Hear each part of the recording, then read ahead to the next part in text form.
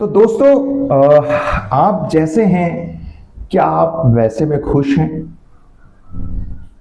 आप सोच रहे होंगे कि भाई हम लोग एक क्वेश्चन क्यों कर रहे हैं आपसे कि जैसे हैं आप वैसे खुश हैं।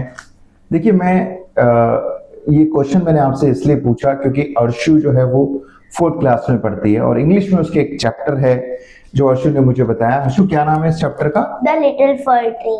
The little for tree. ये चैप्टर इतना अच्छा लगा मुझे लगा कि मैंने कहा अर्शु, हम ये चैप्टर जो है सबके साथ शेयर करते हैं। शायद हो सकता है किसी ने ये चैप्टर ना सुना हो, तो एटलीस्ट उसको ये जानने को मिलेगा। तो अर्शु, आप ये जो स्टोरी है द फर ट्री, सबको बताइए, शॉर्ट में बताइएगा, है ना?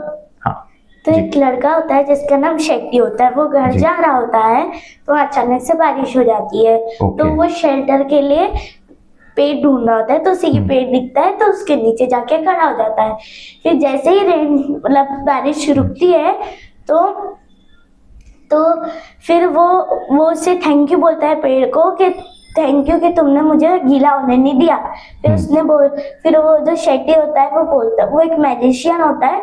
वो बोलता है कि मुझे मैं तुम्हें 4 विशेस देता हूँ कि तुम बताओ तुमको क्या क्या चाहिए। तो पहले विश वो मांगता है कि यार मैं तो सबसे अलग हूँ, मैं बहुत अलग ट्री हूँ, मेरे पास निडल्स है, मेरे को दूसरों की तरह बना दो। क्योंकि वो फर की तरह दिखते हैं ना, फर ट्री है ना। हाँ। जैसे फर ट्री ऐसा होता है जैसे आप जानते हैं क्रिसमस ट्री जो होता है, फर ट्री जैसा। जी। तो फिर वो बोलता है कि मुझे दूसरों की अपने फ्रेंड की तरह बना दो।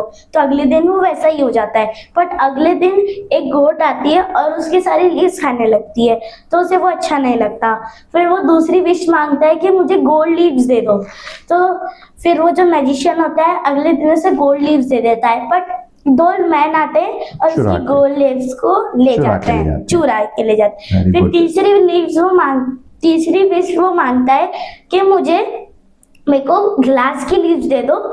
बट जैसे ही उसे अगले दिन ग्लास की लीव्स मिलती है, उसी दिन उसी रात में हवाई आती है बहुत तेज, तो उसकी वो सारी टूट के गिर जाती है। जो पत्तियां होती है वो नीचे गिर जाती है। फिर वो लास्ट में बोलता है कि मैजिशियन को बोलता है कि मेरी लास्ट 4th विश है कि मैं जैसा पहले था मेरे को वैसा ही बना दीजिए। गुड यार, गुड। तो अर्शु, इस चैप्टर से हमें क्या सीखने को मिलता है? कि हम जैसे हैं वैसे ही ठीक है, अच्छे हैं। यानी कि गॉड ने आपको जैसा बनाया है वैसा ही अच्छा बनाया है, राइट?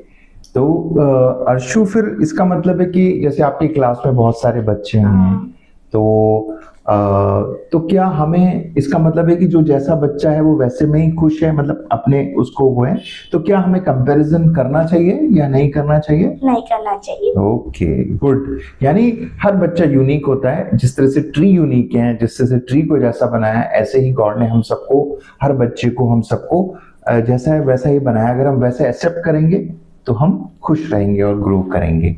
तो लेकिन अर्शु, आपके मन में ये भी क्वेश्चन आ रहा होगा कि अगर हम कंपैरिजन नहीं करेंगे तो फिर हम आगे कैसे बढ़ेंगे? जो जनरली सबके मन में क्वेश्चन आता है कि जब हम कंपैरिजन नहीं करेंगे तो मूव कैसे करेंगे, यानी कि आगे कैसे बढ़ेंगे, यानी कि मोटिवेट कैसे होंगे। तो यहाँ पर हम ये बात बोलना चाह रहे हैं कि देखिए, कंपैरिजन, जैसे अर्शु फॉर एग्जांपल, आपकी क्लास में कोई टॉलर है आपसे, कोई लंबा है ना, और आपकी हाइट उससे कम है।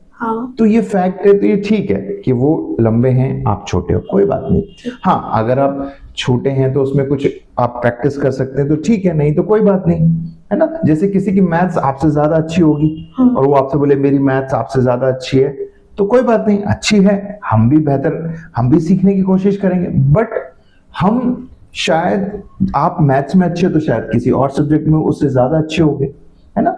तो जिसको जो मिला है वो अच्छा मिला है, हाँ, और जो उसके अंदर ऐसा लग रहा है उसे वो सीख सकता है, उसे वो कोशिश कर सकता है। बट कंपेयर करके खुद को छोटा नहीं कर सकते, क्योंकि आप जैसे हो वैसे ही आप अच्छे हो। जैसे कि लोटस का जो फूल है, फ्लावर है, वो कभी भी इससे रोज के से कंपेयर नहीं करेगा, क्योंकि रोज की अपनी एक क्वालिटी है ना, और लोटस की अपनी एक क्वालिटी है। तो नेचर में कभी कंपेयर नहीं होता, क्योंकि नेचर ने सबको इक्वल बनाया, ऐसे ही हर बच्चे को भी इक्वल बनाया है ना। तो हम फिनिश करते हैं और कहते हैं कि आप जैसे हैं वैसे ही खुश रहिए। ठीक है, थैंक यू, बाय।